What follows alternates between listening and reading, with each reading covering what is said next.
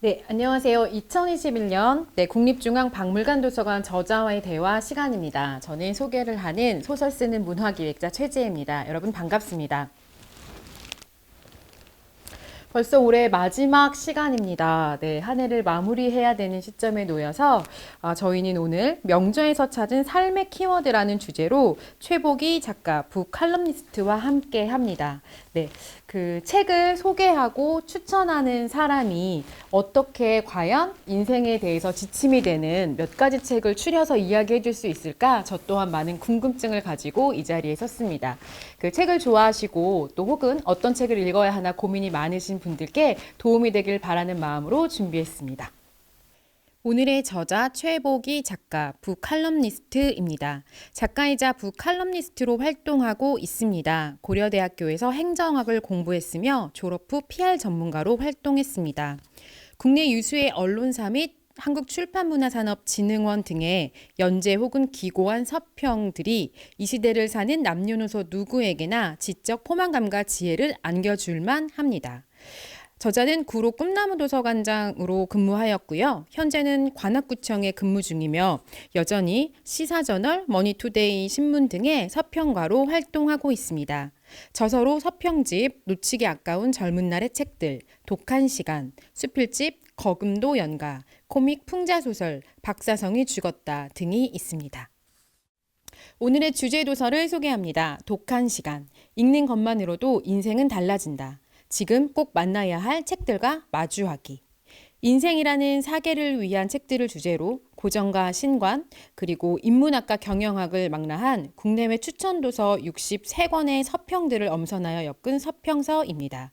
이 책은 청춘을 위한 책들을 주제로 동서고금의 고전과 64권의 서평들을 엮은 놓치기 아까운 젊은 날의 책들의 후속 저서입니다.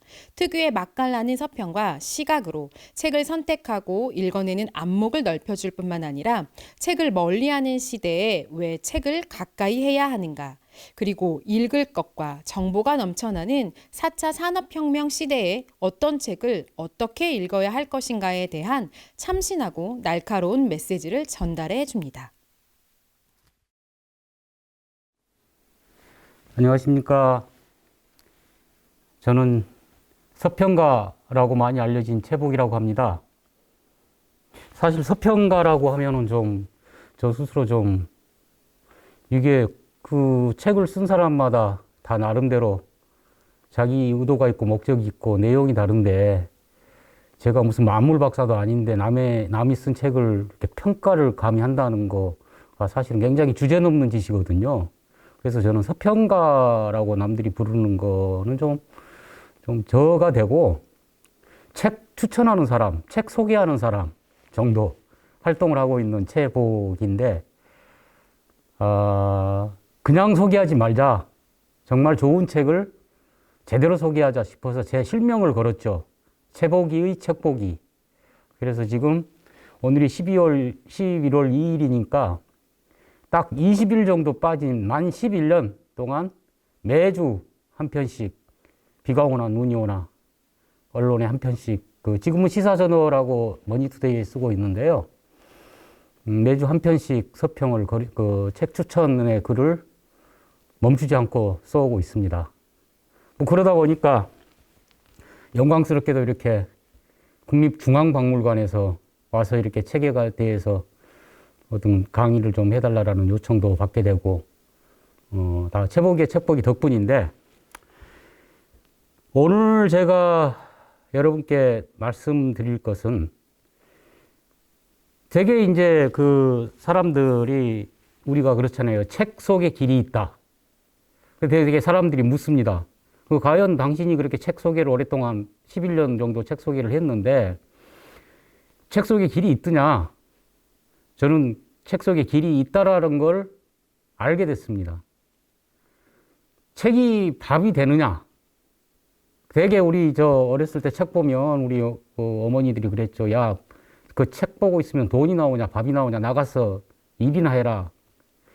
책에서 밥이 나옵니다.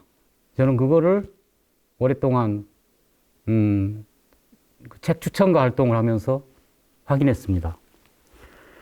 읽어서 아무 도움이 안 되고, 읽어서 밥이 되지 않고, 읽어서 돈이 되지 않는 책이라면 정말 읽을 필요가 없는 거죠.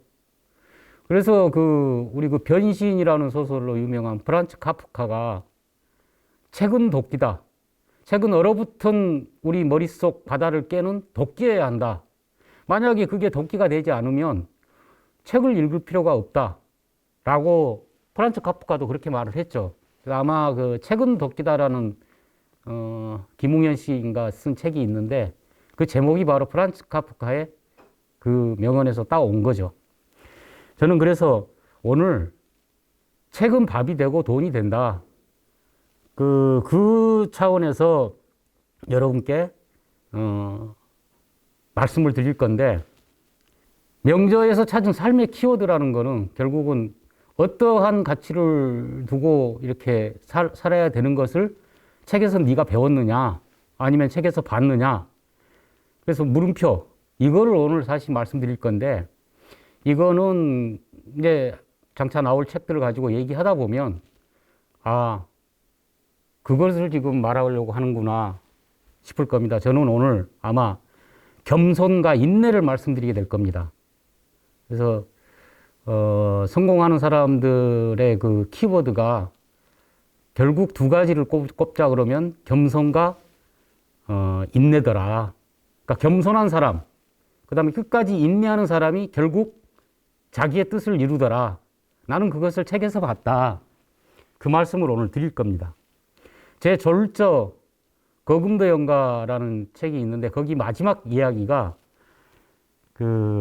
제가 15년쯤 전에 당시 연세 한 70 정도, 저는 40대 중반이었고 연세 한 70 정도 되시는 굉장히 성공하신 분들, 중견그룹 회장님도 한 분 계시고 또 뭐 고위공직자도 계시고 그분들 한 10분 모시고 북한산을 올라간 적이 있는데 북한산 산정에서 이제 도시락을 풀어서 이렇게 산정 만찬을 즐길 때 제가 여쭤봤습니다.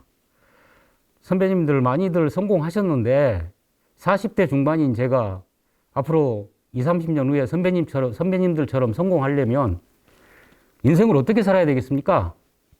여쭤봤더니 뭐 이제 갑론을박 뭐 하죠. 뭐 돈이 뭐 그래도 사람은 돈이 있어야 된다는 둥 뭐 사나이로 태어났으면 뭐 권력을 한 번은 잡아봐야 된다는 둥 뭐 그런데 가장 나이 드신 대그룹 기업그룹 회장님께서 야 최복이 내가 말이야 지금까지 겸손해서 손해 본 적이 없었어. 겸손하게 살아. 그럼 성공해. 그러니까 다들 그러더라고. 맞아. 겸손하게 살아야 돼. 그랬는데 거기 옆에 계신 분이 야 겸손 그거 필요 없다. 우리 나이 되면 말이야 건강한 놈이 이기는 놈이야. 내 발 가지고 걸어서 산에 온 우리가 지금 승자야. 아 인생은 다른 거 필요 없구나. 성공하려면 겸손과 건강 이 두 가지구나. 그거를 그때 배웠습니다. 근데 이분들이 그거를 뭐 이분들이라고 해서 뭐 없는 말을 지어서 하실 분들은 아닌 거고 살아보니 70까지 살아서 나름대로 자기 분야에서 정상에 오르다 와서 보니 사람이 성공하려면 건강은 기본인 거고 그거 밑으로 깔고 가는 거고 겸손해야 되는구나.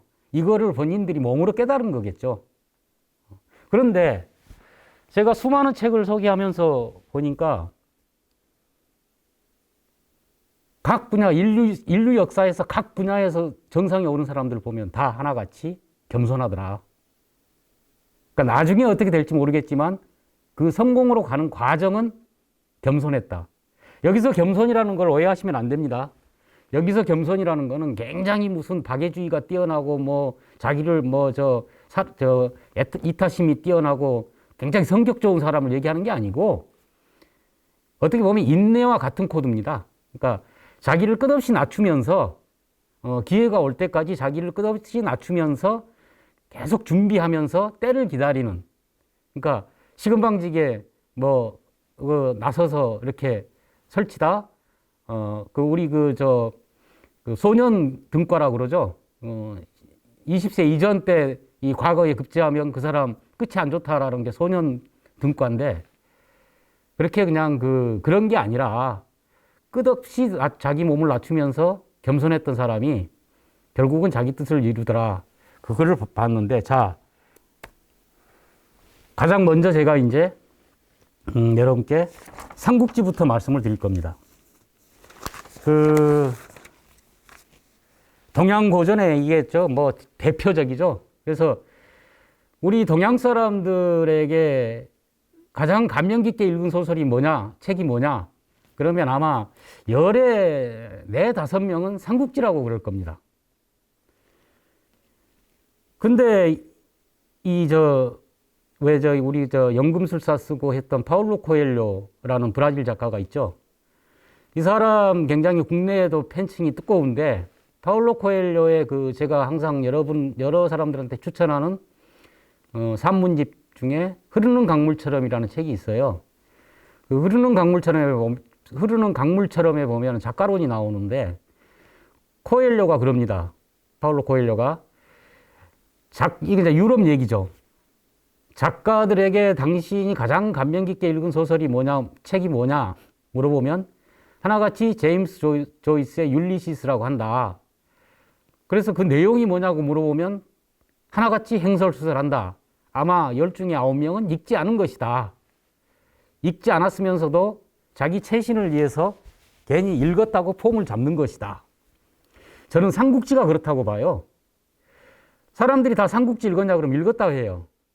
근데 대부분, 제가 이건 뭐 전수조사를 해본 건 아닌데, 어렸을 때 어린이용 삼국지 얇은 거를 읽었거나, 아니면 읽겠다고 10권 사서 댐비다가 도원결이 지나서 한 두세 권 읽다가 접었거나, 아니면 하도 삼국지에 대해서 이 사람도 말을 많이 하고 저기 인용도 많이 되고 해서 이 내용을 짜집기로 적벽대전 듣고 또 관우 장비 이야기 듣고 해서 마치 내가 그 삼국지를 읽었다고 해도 되겠구나 해서 읽었다고 하는 분 있을 겁니다.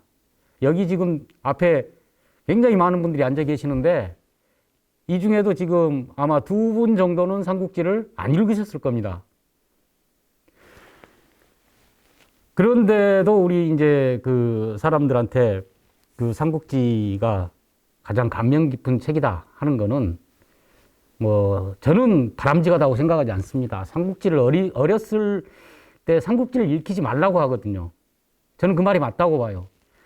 온갖 권모술수가 엮여 돌아가는 그런 글을 반강견이 이강견이 이런 거 좋은 게 아니잖아요. 상대방들 뒤통수 치고 속이고 이겨도 반듯하게 이겨야지. 그래서 저는 그렇게 어렸을 때 삼국지 별로 좋지 않다 그러면은 삼국지 10번 읽은 사람하고는 밥 먹지 말라고 그랬어요, 원래. 삼국지 10번 읽었다고 자랑하는 사람하고는 밥도 먹지 말라. 그 사람 굉장히 술수에 능한 사람이다. 삼국지는 한 번만 읽어도 좋다. 그래서 이제 되게 삼국지를 읽었다 그러면 제가 질문을 해봐요. 그럼 삼국지의 최후 승자가 누굽니까? 10중 8구 조조라고 그럽니다. 조조가 나중에 유비 다 송곳 물리치고 통일했으니까 조조가 승자죠? 삼국지 최후 승자는 조조가 아니고 사마이 중달입니다. 사마이 중달. 사마이 중달이 죽은 공명이 산 중달을 쫓았다라는 속담이 있는데, 사실 이제 그게 2차 북벌 때 이제 공명이 죽고 부하들이 목각상을 깎아서 이 사마이를 쫓아내는 장면이 나오는데, 저는 그렇게 생각합니다. 사마이라는 사람이 제갈 공명한테 정말 실력이 딸려서 진 게 아니고 져준 거다. 왜냐? 저쪽에 제갈 공명이라는 사람이 있어야 조조 밑에 있는 사마이도 가치를 인정받고 계속 자기 몸값을 유지할 수 있기 때문에 사마이가 제갈 공명을 봐준 거다. 저는 그렇게 생각합니다. 1차 북벌 때 제갈공명이 출사표를 던지고 이제 위나라 조조를 치러 올라가죠. 올라갈 때 반대로 그 총나라 한중이 기습을 당하면 안 되니까 이 나라에서 한중으로 오는 길목을 그 마속이한테 가서 지키라고 합니다. 군사 2,500명을 주면서 네가 가서 가정을 지켜라. 가정을 지켜야 우리가 이 나라를 마음껏 정벌하러 갈 수 있다. 마속을 보냈죠. 마속하고 그 왕평인가? 예.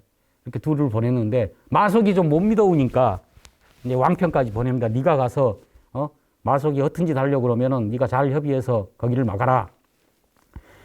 마속이 이제 가정에 와 보니까 산이 이렇게 있는데 산 위에다가 진지를 치면 이 나라 군사가 이렇게 그 움직임이 다 보이니까 그때 내려가서 그냥 공격을 하면 되겠다. 그래서 산 위에 진지를 치자고 하니까 왕평이 반대를 하죠.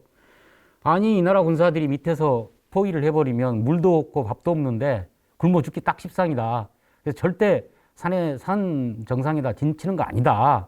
이 밑에다 치자. 그러니까 마속이 그때 이제 치지사지 이후생. 그러니까 죽는 곳으로 몰아넣어야 사는 길이 보인다. 배수진하고 똑같은 얘기죠. 그게 손자병법에 나와요. 치지사지 이후생이. 그러니까 마속은 이 책으로만 공부를 한 사람이에요. 책으로만. 병법을. 그 손자가 그랬거든요. 내 병법은 일반론이다. 시시각각으로 변하는 전쟁 상황에서 이걸 그대로 그냥 적용하면 안 되고 가장 중요한 건 임기응변이다. 그 다음에 내 병법을 참고하라. 그래서 그 마속이 손자 병법대로 그렇게 산 위에 치려고 하니까 반대를 했는데 결국 산 위에 쳤다가 어떻게 됩니까? 그 포위가 돼가지고 물도 떨어지고 식량도 떨어지고 말 그대로 대패를 하죠. 이 나라 군사한테. 그래서 가정이 뚫려버리니까 위나라를 치러 올라갔던 제갈공명이 어떻게 하니까 배후가 뚫리니까 다시 급하게 후퇴를 해야 되잖아요. 급히 후퇴를 하다가 아마 군사 2,500 정도 데리고 어디 작은 성에서 바로 사마이 군대 10만 대군이 들이닥칩니다. 그때 제갈공명이 깨를 냈던 게 완전히 필살이죠. 그러니까 죽기 아니면 성공하면은 살고 실패하면 죽는 수인데 성문을 열게 하고 그 한가히 군사들이 비질이 나게 하고 성문 위에서 부채질을 편하게 하고 있는 모습을 연출하죠. 그걸 보고 사마이가 불이 나게 도망을 갑니다.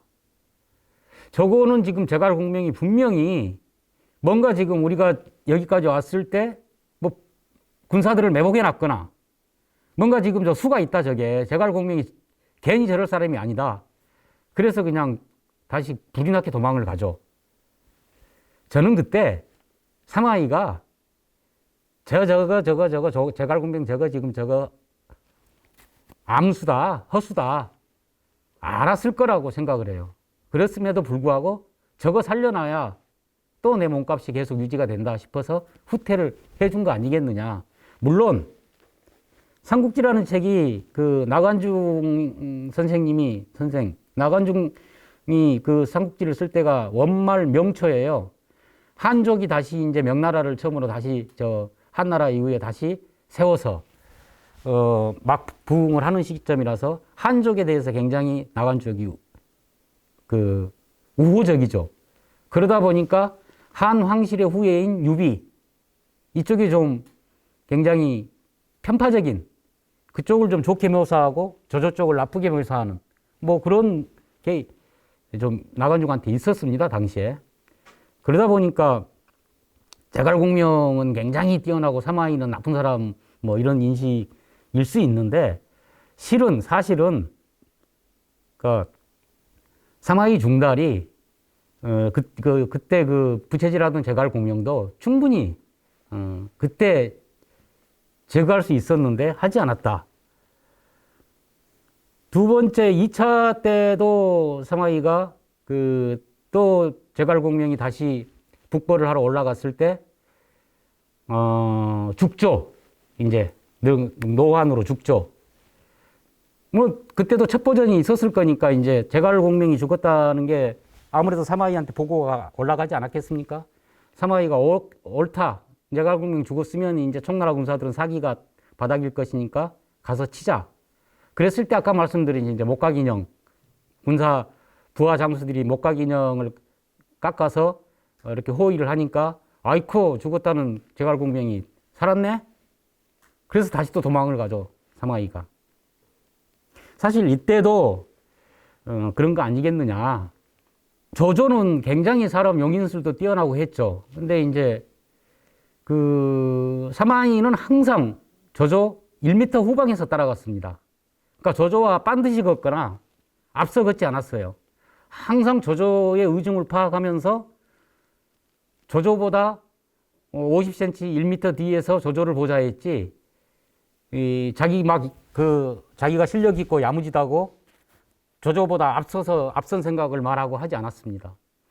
그래서 그 조조의 후계 구도 때도 원래 조조가 그 삼남 조식을 굉장히 총애했죠. 얘가 글도 잘 쓰고 뭐 하니까. 그래서 은근히 그 삼남 조식을 우리 이제 그 세조가 그 셋째 아들 세종한테 이렇게 물려줬듯이 조식을 후계자로 삼을까 하는 마음이 처음에 있었어요. 장남 조비를 못 믿어가지고. 그때 순욱이나 참모, 그러니까 순욱이나 또 양수. 순욱은 그 빈 도시락을 받고 아 이건 나보고 죽으라는 소리구나 하고 죽죠. 양수는 조조가 한중을 그러니까 청나라를 치러 내려가서 이 전진도 후퇴도 못하고 있을 때 오늘 밤 암호가 뭡니까 했더니 게륵이라고 해라. 게륵은 닭갈비입니다, 여러분. 가슴살. 닭갈비 가슴살 그 되게 퍽퍽하고 맛없죠. 요즘은 다이어트 때문에 그거를 오히려 그것만 사서 먹는 분들이 계시는데 우리 집 두 분이 그러는데, 그 닭은 아무래도 닭 다리랑 날개가 맛있지 않습니까? 치킨 시키면. 근데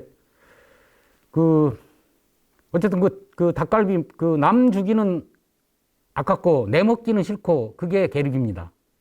게륵이라고 해라. 양수가 그 말을 듣고 아 이거 내일 철수한다 우리. 게륵이 그게 그 남 주기도 한중 땅이 지금 참 청나라한테 주기도 아깝고 내가 먹자니 별 영양가도 없고 그러니 지금 철수하시려고 하는 거다. 그러니까 그냥 군사들이 바로 막 철수 준비를 막 짐 싸고 막 이러니까 조조가 양수를 군기를 흐트렸다고 해가지고 참수를 숙청을 하죠. 숙청을. 그런데 사실은 그거는 게륵에 대해서 조조 속을 너무 양수가 들여다봤다는 거 기분 나쁘죠. 저놈이 내 속을 다 읽네 싶으면 리더는 옆에 참모가 자기 속을 100% 읽어서 말하면 기분이 나쁩니다. 저거 내 속을 다 꿰뚫어 보고 있네. 제 앞에서 무슨 거짓말을 못 하겠네. 이러면 그 참모 오래 못 가요. 적당히 리더보다 5% 정도 부족해 줘야 됩니다. 항상 부족한 척 해줘야 됩니다. 사마이는 항상 5% 정도 부족한 척 하면서 조조의 그 뜻을 따라가면서 자기 몸값을 유지하죠. 그거는 그 사람도 마찬가지입니다. 그 한나라를 처음에 세웠던 유방의 삼신이 한신, 소하, 장량이죠. 장량을 장자방이라고, 지금도 이 대선 캠프에 아주 머리 좋은 사람을 뭐 누구 후보의 장자방이니 뭐 이렇게 얘기하지 않습니까? 그 장량도 보면 항상 그 유방에 50cm 뒤로 따라갑니다. 앞서거나 나란히 걷지 않습니다. 그래서 이제 사마이도 항상 그렇게 그 후계 구도에서 순욱하고 양수가 조식을 밀죠. 근데 어느 순간 이제 조조가 조비로 후계를 해야 되겠다라고 마음을 속으로 굳혀요. 그럼 어떻게 해야 됩니까? 조식을 밀고 있는 애들을 다 제거를 해야 조비가 황제가 되고 난 다음에 내란이나 분란이 없어지잖아요. 그래서 사실은 순욱과 양수가 숙청을 당한 거죠. 후계 구도에서. 사마이는 조비도 조식도 아니고 가만히 조조만 쳐다봅니다. 저 사람이 지금 누구로 가나. 조비로 확정이 됐을 때 사마이는 조비를 지원합니다. 그래서 살아남죠. 숙청이 안 되고 사마이는. 그래서 조비를 모시고 이제 뭐 또 제갈량하고 대결을 하다가 2차 북벌 때 이제 제갈량 죽고 결국은 조비 이 나라가 이 총나라하고 오나라를 접수해서 삼국을 통일하지 않습니까? 삼국을 통일하고 이제 그러니까 조조 아들 조비 그 다음에 조의 조방 네 번째 이제 조방 그러니까 증손자죠. 조조의 예, 조방이 황제가 됐을 때 사마이 나이가 70살입니다. 70살이면 그때 당시 서기 200년대 70살이면 그때 당시 의약술이나 뭐 의료 약 아니면 우리가 먹는 건강식품 그런 거를 다 재반 환경을 봤을 때 30% 정도 고박이를 해야 된대요. 평균 연령을. 그러니까 그때 50살이다 그러면 지금으로 치면 65살 정도로 봐야 된다는 거죠. 그만큼 평균 연령이 차이가 있다. 그러니까 당시 70이라면 그 두보가 시에서 인생 70 고래희라고 그랬죠. 인생 70살 사람은 옛날이나 지금이나 굉장히 드물다.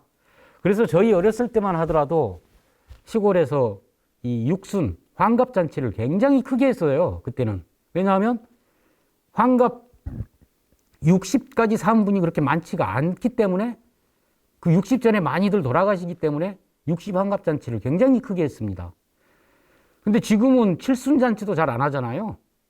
8순잔치 정도가 예전 그 환갑잔치 하는 정도 그렇게 그거보다 더 약하긴 하지만 그러니까 당시 사마이가 70이면 지금으로 치면 90세 정도는 된다고 봐야 됩니다. 90세. 그때 이제 조방 황제가 두 사람을 그 핵심 뭐 우리로 치면 영의정, 자의정 정도 핵심 이제 참모로 두는데 한 사람이 조상이고 자기 집안이죠. 조상. 그리고 한 사람이 사마이입니다. 사마이인데 사마이 중달. 근데 이제 군사적 실권이라든가 이런 것들은 조상이 다 지고 사마이는 태부라 그래가지고 황제의 스승. 실권 없고 명분만 있는 그런 이제 자리죠. 그러니까 사마이가 어떻게 합니까? 이제 아이고 몸도 아프고 저는 이제 좀 집에 가서 좀 쉬어야 되겠습니다. 이제 병도 없고 해서 더 전하를 못 모시겠습니다. 그래가지고 집으로 돌아가죠. 집에 돌아가서 칩거를 해버립니다. 집에. 이제 조상천하가 됐죠. 조방 황제를 모시고서 조상이 군사적 실권을 다 쥐고서 거의 조상천하가 됐는데 조상이 권력을 마음껏 부리는데 항상 사마이가 눈에 가시예요. 사마이만 없으면 자기 1인 천하인데 사마이가 계속 있다는 게 뒤가 간지럽습니다. 근데 마침 그 이승이라는 이제 조상이 저 신복이 형주 나중에 저 관우 얘기할 때는 관우가 지키던 형주죠. 그 이제 형주의 이제 자사 그 지금으로 치면은 뭐 제후 정도 저 형주 쪽에 뭐 자사가 어떤 벼슬인지는 제가 미처 아마 우리로 치면 군의 군수 정도 되지 않나. 형주 자사로 이제 임명이 되면서 네가 가서 좀 염탐을 해봐라. 사마이가 어떻게 지내고 있는지. 그래서 이승희가 이제 형주 자사 취임 인사차 사마이한테 방문을 합니다. 이승이 온다는 소리를 듣고 사마이는 이거는 조상이가 나를 염탐 보내는구나. 그래서 연극을 합니다. 어르신 제가 이번에 형주 자사로 임명을 받아서 가게 됐습니다. 에? 병주? 아니 형주요. 병주 좋지. 그때 이제 짜진 각본대로 그 집안 이제 사람들이 약사발을 들고 사마이한테 갖다 주죠. 약사발을 들고 막 그 벌벌벌벌 떨면서 반은 흘리고 반은 마시고 막 하다가 약사발을 놓쳐버리죠. 그걸 보고 이승이 조상한테 이제 사마이는 걱정 안 해도 되겠습니다. 완전히 맛이 갔습니다. 사람도 못 말도 못 알아듣고 약사발도 못 들어서 흘리고 완전히 그냥 죽을 날만 기다리는 것 같다. 그렇게 보고를 하니까 조상이 옳다. 이제 됐다 해서 조방 황제를 모시고 그 황궁 밖에 고평릉이라고 이제 그 조씨 선산이죠. 거기 이제 제사 겸 사냥도 할 겸 이제 출타를 합니다. 조상이 조방을 모시고 그 소식이 사마이한테 보고가 되자마자 일시에 자기 수하들한테 연락을 딱 해서 야, 황궁 접수해! 해가지고 일거에 황궁을 접수해버리죠. 그렇게 해서 조방 황제는 다시 이제 황궁으로 복귀하지만 조상인을 완전히 제거를 하죠. 그렇게 해서 사마이가 제1의 실권자가 되고 그 사마이 아들 손자로 내려가면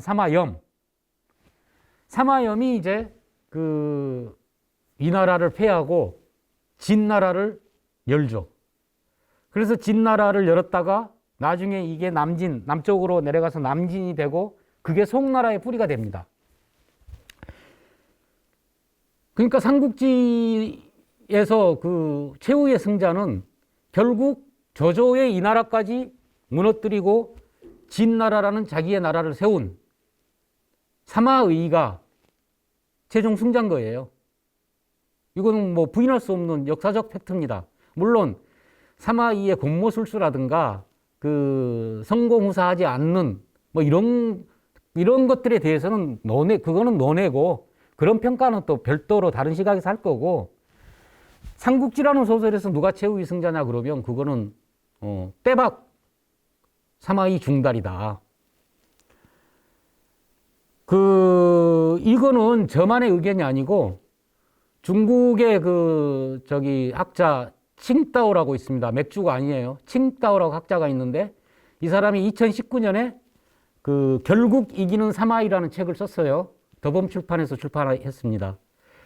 저하고 의견이 똑같아요. 저는 결국 이기는 사마이를 믿고서 사마이 중달이 최종 승자다라고 했던 게 아니고 삼국지를 읽다 보니까 이거 최종 승자가 조조가 아니잖아. 내가 그냥 편견으로 짚었던 그런 거를 삼국지를 읽으시면 보자는 거죠, 우리가. 70살, 지금으로 치면 90살 때까지도 자기한테 확실한 기회가 오지 않으면 몸을 낮추면서 완전히 그러니까 완전히 그냥 노환에 걸려 있는 것처럼 연출까지 해 가면서 자기를 낮추다가 기회가 왔다 싶을 때 탁 낚아채는 그거를 배우자는 거죠. 삼국지에서. 누구한테서? 사마이 중달한테서. 그래서 우리가 그럽니다. 기회라는 놈, 행운이라는 놈은 꼬리가 없는 화살이라고 그래요. 그러니까 올 때는 잡을 수 있는데 지나가고 나면 잡을 수가 없는 게 기회나 행운인 거죠. 행운은 이 눈이 멀지 않았답니다. 행운은 굉장히 시력이 좋대요. 부지런하고 준비된 사람만 찾아간다는 거죠. 행운이. 아무 준비도 않고 아무 노력도 안 하는 사람한테는 절대 로또가 안 터집니다. 로또가 당첨되는 첫 번째 비결이 뭔지 아십니까? 아세요? 로또를 사는 겁니다. 로또를 사야 당첨돼요. 그런 것처럼 준비하고 노력하는 사람이 결국 그러면서 인내, 그러니까 겸손, 자기를 낮추면서 기회를 기다리는 거. 그거를 우리는 사마이 중달한테서 배워야 된다. 이게 사마이 중달이 유훈입니다. 무릇 사람은 물러날 때와 나아갈 때를 알아야 한다.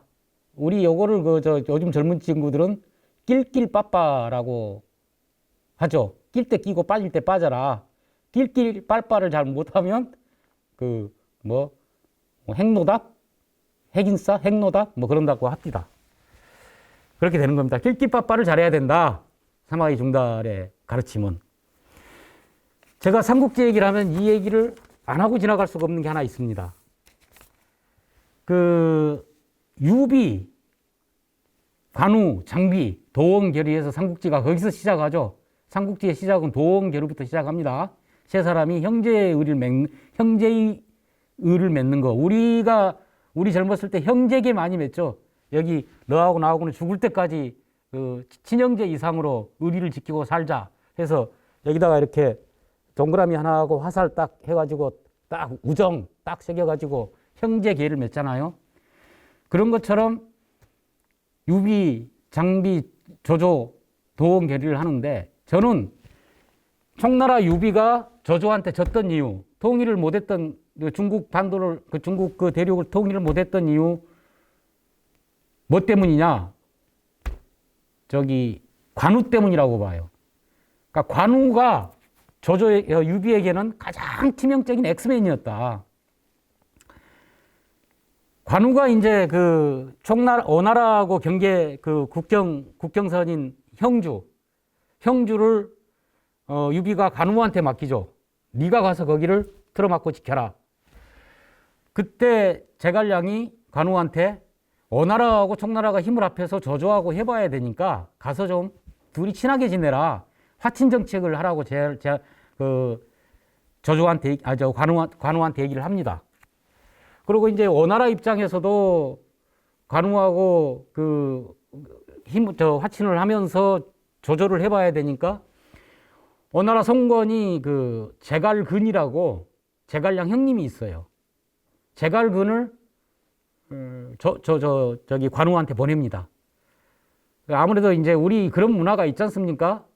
제가 장군, 제가 제갈량 사실은 형님입니다. 그러면 제갈량 형님이에요? 아이고 몰라서 죄송합니다. 어서 오십시오. 하면서 좀 편해지잖아요. 관계를 서로 밝히고. 그래서 우리가 사람 만나면 호구조사부터 하는 거잖아요.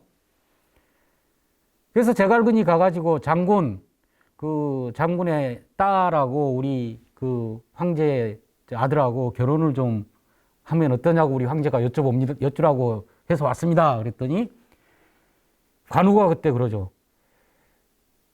범의 자식을 감히 동호이 개에게 주겠느냐.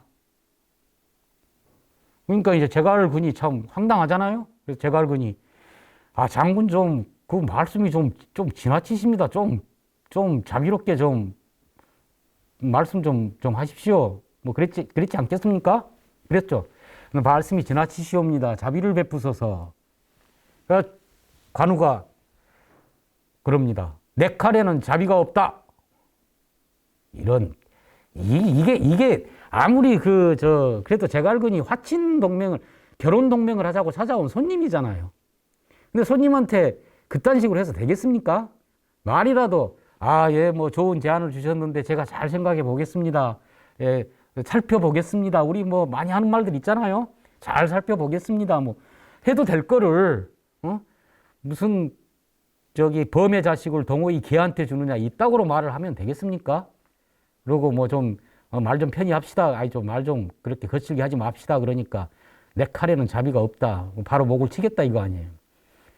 돌아가서 제갈근이 송건이한테 그렇게 보고를 하니까 송건이 열 받습니까? 안 받습니까? 열 받으니까 야 형주 쳐. 그랬을 때 이제 신인 육손인가가 이제 지휘를 한다 그러니까 또 관우가 야 육선이 지휘하면 됐어. 우리 군사들 빼갖고 조조 더 치러 가도 돼. 해갖고 주력군을 빼서 조조 치러 갈 때 형주를 점령당하죠. 그래갖고 어나라 군사한테 쫓기다가 맥성에서 아들하고 간평이하고 죽지 않습니까? 거기서 죽어요. 근데 그래 죽으니까 이제 장비가 또 자기 형제계를 맺었는데 관우 복수해야 된다고 길길이 날뛰니까 유비하고 조자룡은 반대합니다. 지금 우리가 어나라 치러 갈 때가 아니다. 거기하고 힘을 합해서 조조하고 해봐야 된다. 근데 어떻게 형제계 때문에 유비하고 장비가 고집을 피워가지고 결국 어나라를 치러 가죠. 그때 장비가 또 뭔 짓을 합니까? 관우 그 조의를 표하기 위해서 군사들한테 흰옷을 입혀서 출동해야 되니까 흰옷 흰옷 만들 배를 내일 아침까지 구해라 뭐 그래갖고 못 구했다고 또 부하들을 몽둥이로 치잖아요. 그럼 내일 아침까지 너네들 흰 배 안 구해놓으면 죽일 거야. 그러니까 어떻게 합니까? 밤에 그냥 술 취해서 잠든 장비 모가지를 댕가당 쳐가지고 들고 오나라로 튀어버리죠. 왜? 자기들이 살기 위해서. 그래서 장비가 또 거기서 죽어버려요. 그렇게. 오나라하고 전쟁까지 해야 되는데. 그래서 결국은 유비가 이제 제갈량이랑 조자룡이랑 다 끌고 출정을 했는데 이릉대전에서 참패를 당하고 돌아가다가 객사를 하죠. 자기 그 청나라로 다 왕실로 돌아가지를 못하고 백제성인가에서 객사를 하죠. 결국 유비가 천하통일을 못하게 한 최고의 그 엑스맨은 겸손하지 못하고 오만방자한 관우 때문이었다. 그래서 여기만 봐도 여기서 우리가 성공후사라는 교훈을 얻을 수가 있어요. 그러니까 유비는 관우하고 장비를 형제에게 맺었다 그래가지고 선사를 해서 안 됐다. 해서는 안 됐다. 성공을 했어야 된다. 그래서 그 성공후사. 그래서 큰 지도자들이 가신그룹을 운영하거나 국내에 사적인 파벌 있고 이러면 나라가 어려워지지 않습니까? 이게 다 성공후사를 하지 않고 형제계를 먼저 챙겨서 그런 겁니다. 그러니까 높은 자리에 있는 공직자들, 특히 나라를 끌어가는 리더들, 특히 형제계 그거 중시하지 마시고 공적인 성공, 그러니까 공적인 부분을 그것을 먼저 좀 고려해라. 사사로운 사적인 정으로 리더의 리더십을 해치지 말라. 오늘 그런 교훈을 삼국지에서 얻었습니다. 어쨌든 삼국지 최후의 승자는 끊임없이 자기 몸을 낮추면서 기회를 기다리다가 기회가 왔다 싶을 때 일거에 자기 뜻을 이룬, 그것도 지금 나이로 치면 90세에 이르러 자기 뜻을 이루는 사마이 중달로부터 우리는 겸손과 인내를 배우자. 그 말씀을 드리면서 이번 이야기는 여기서 종료를 하고 다음 이야기는 같은 의미로 제가 도쿠가와 이에야스, 대망, 그 다음에 난중일기 이순신 두 사람 이야기로 다음 강의를 하겠습니다. 감사합니다.